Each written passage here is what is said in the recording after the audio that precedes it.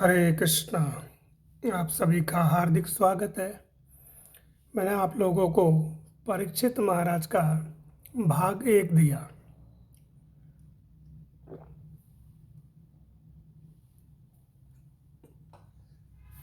तो जैसे मैंने बताया कि भागवतम में एक श्लोक आता है जिसमें जब अर्जुन पांचों पांडवों के ऊपर अश्वत्थामा ने ब्रह्मास्त्र चलाया तो अर्जुन क्या करे, अर्जुन क्या कहते हैं,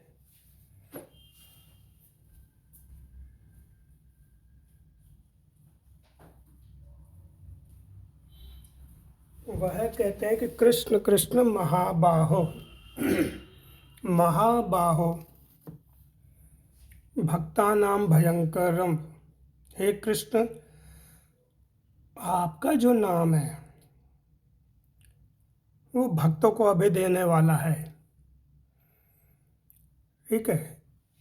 आप देखेंगे कि भगवत गीता में अर्जुन के अलग अलग नाम हैं, कृष्ण के अलग अलग नाम से उसमें बुलाते हैं। कृष्ण को अर्जुन को या अर्जुन कृष्ण को बुलाते हैं, जैसे मधुसूदन, ये देवकी नंदन। तो एक ही नाम से क्यों नहीं बुला रहे अर्जुन कृष्ण को कि कृष्ण ही बुलाएं? या भगवत गीता में अर्जुन को भी भगवान अलग अलग नामों से बुलाते हैं, पार्थ, कौन्तेय, धनंजय। तो हर एक नाम का अलग अलग विशेषता है। तो उसी तरह से यहाँ पर अर्जुन क्या करें, कृष्ण कृष्ण महाबाहो। महाबाहो का अर्थ था जिनकी भुजाएं विशाल हो, आजानुभिलंबितम। जो भगवान के अवतार होते हैं उनकी विशेषताएं होती हैं, उनके नेत्र कमल की पंखुड़ी के समान विशाल होते हैं। जो हम लोगों को देखें तो छोटे छोटे नेत्र हैं, लेकिन भगवान के जो और अवतार होते हैं उनके नेत्र विशाल काय होते हैं। जो हमारे कह सकते कान है तो कानों के बराबर, यानी कि कान तक फैले होते हैं, इतने विशाल होते हैं। भगवान की नाभि गहरी गंभीर होती है, मतलब गोल और गहरी होती है। गले में त्रिरेखा होती है जो शंख में होती है। और उनकी जो भुजाएं हैं, जो घुटने होते हैं, घुटनों से भी लंबी होती है। भगवान की भुजा घुटनों से नीचे जाती है। ये कुछ विशेषताएं हैं भगवान की। तो महाबाहो का अर्थ होता है कि जिनकी भुजाएं विशाल हैं। तो वो कह रहे हैं कि हे कृष्ण, हमारी रक्षा करिए, आप महाबाहो हैं। और यहाँ दूसरे स्थान पर उत्तरा क्या करी, पाही पाही महायोगिन देव देव जगत पते। पाही पाही, रक्षा करो, मेरे प्राणों की रक्षा करो। महायोगी, महायोगिन देव। तो वो भी क्यों नहीं करे कि है महाबाहो? क्योंकि अर्जुन को प्रत्यक्ष ब्रह्मास्त्र दिखाई दे रहा है आते हुए, परंतु क्या है कि उत्तरा को समझ नहीं आ रहा कि मेरे जो गर्भ है या जो मेरा जो उदर है उसमें एकदम से तीव्र मात्रा में पीड़ा क्यों होने लगी, एक जलन सी होने लगी। तो जो योगी होते हैं, देखें वो योगी कई रूप रख लेते हैं।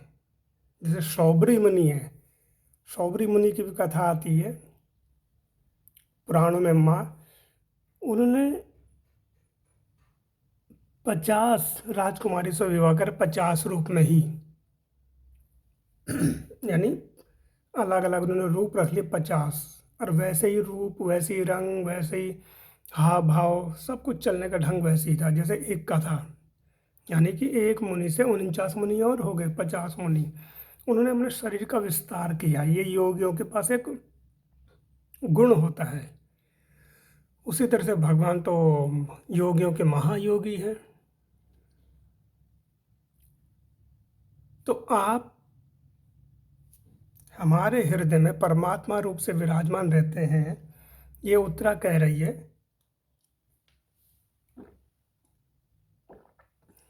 और मैं समझ नहीं पा रही हूँ कि मेरे उधर में क्या हो रहा है। तो महायोगी वो इसलिए कह रही हैं। तो योग के द्वारा वर्तमान समय में जो देखते हैं योग, कि प्राणायाम करना, अपान क्रिया करना, उदान क्रिया, ये योग शरीर के स्वास्थ्य के लिए है कि स्वास्थ्य अच्छा रहे। परंतु योगी जो होते हैं वो अलग होते हैं।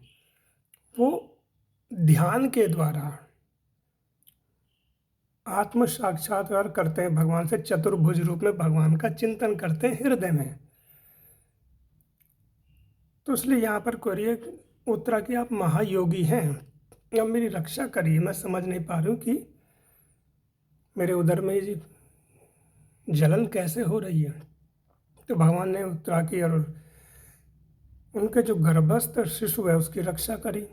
जब शिशु बाहर आ गए तो जैसे मैंने बताया था पहले भाग में कि वो हर किसी का चेहरा देखते थे, हर किसी का मुख देखते थे कि जो चतुर्भुज रूप में मेरे रक्षा करने के लिए आया उधर में वो कौन है। तो इसलिए उनका नाम पड़ा परीक्षित। तो परीक्षित महाराज ने जब बड़े हुए कई वर्ष